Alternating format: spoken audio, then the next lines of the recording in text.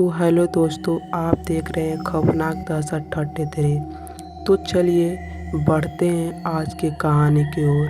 कहानी में आगे बढ़ने से पहले आप इस चैनल में नए हो तो इस चैनल को लाइक सब्सक्राइब ज़रूर करें। तो चलिए बढ़ते हैं कहानी की ओर। तो दोस्त, एक बार की बात है, महेश अपने मामा के घर गया हुआ था।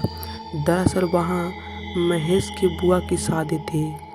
वैसे भी महेश अक्सर वहाँ आता जाता रहता था, पर हर बार वो एक ही बात बार बार पूछता था कि ऊपर का छत का कमरा बंद क्यों रहता है। तो जवाब में उसे एक ही बात सुनने को मिलता कि वो स्टोर रूम है, इसीलिए बंद रहता है। पर यहाँ आप सभी को एक बात पर ध्यान रखना है, और वो बात यह है कि बच्चों को अक्सर जिस चीज़ के लिए मना करो तो उसी काम को वो ज़रूर करते हैं। घर में खुशी का माहौल था। अक्सर शादी ब्याह में घर पर कई रिश्तेदार आते जाते रहते हैं, तो सोने की व्यवस्था थोड़ी अलग होती है। उन दिनों गर्मी भी बहुत थी। पहली रात महेश ने जैसे तैसे नीचे गुजार ली। उनका मन भी अब भी वहीं था। अगर ऊपर का कमरा खुला होता तो अपने दोस्त के साथ ऊपर सो जाता। दूसरे दिन मामा को घर से बाहर जाना पड़ा। महेश ने चुपके से मामी से चाबी लेकर, वहाँ कुछ सामान है जो निकालना है। मामी इतनी बिजी थी कि काम के चक्कर में भूल गई और चाबी महेश के दे दी। महेश चाबी लेकर तो बहुत खुश था, पर ये जानता नहीं था कि वहाँ क्या होने जा रहा है। आखिर गलती तो उसकी भी नहीं थी। बच्चे अक्सर ऐसे ही करते हैं। महेश ने जल्दी से जाकर उस पर कमरे का दरवाज़ा खोला। अंदर कुछ भी नहीं था, बस एक चारपाई रखी थी और पूरा कमरा बाहर के मुताबिक हल्का ठंडा था, जबकि बाहर तेज धूप थी। महेश अपने दोस्त के साथ पूरा दिन उसी कमरे में रहा। कई बार तो उसके दोस्त ने उसे बताया कि खिड़की बार बार अपने आप बंद क्यों हो जाती है। तो महेश ने कहा कि हवा से हो रही होगी। धीरे धीरे रात होने लगी और महेश नीचे चला गया ये चेक करने की कहीं मामा को तो पता नहीं चल गया। पर मामा तो रिश्तेदार के पीछे लगे हुए थे।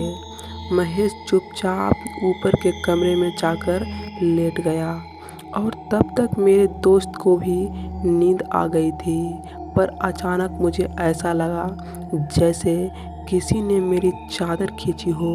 मैंने नींद में ही चादर ऊपर खींच ली। मैं जानता था वो मेरे दोस्त मेरे साथ खेल रहे हैं। मैं चुपचाप लेट गया, यह बोलकर कि परेशान मत करो वरना मामा आ जाएंगे। थोड़ी देर सब शांत रहा कि अचानक मेरी चादर किसी ने फिर से खींची और मेरी पैरों की उंगलियों को जोर से दबा दिया। मैं बोलता रहा कि मत करो, प्लीज़ सोने दो। तभी मैं एक सफ़ेद परछाई मेरे मुंह के सामने आई और मैं ज़ोर से चिल्लाया। मेरी आंखें बंद थी तो मेरी दोस्त ने मुझे उठाया और बोलने लगे, क्या हुआ महेश? मेरे पूरे चेहरे पर पसीना था। मैं डर के मारे कुछ बोल नहीं पा रहा था कि तभी अचानक मामा ऊपर आ गए और हम सबको नीचे ले गए और मुझे पानी पिलाकर प्यार से पूछा। और जब मैंने बताया तो सारे रिश्तेदार डर गए। और फिर मामा ने बताया कि उस कमरे में एक किराएदार रहता था जिसने फांसी लगा ली थी। पर वो आदमी बुरा नहीं था, बस चुपचाप रहता था, इसीलिए शायद आज तक उसने किसी को नुकसान नहीं पहुंचाया। ये किस्सा हमारे साथ भी हो चुका है, इसलिए हमने यहाँ ताला लगाया हुआ था ताकि कुछ गलत ना हो जाए। दोस्त इसके बाद शादी हो जाने के बाद रिश्तेदारों के कहने पर वो कमरा तुड़वा दिया और उनका सारा मलबा शमशान में फेंकवा दिया। तब से वहाँ सब ठीक है।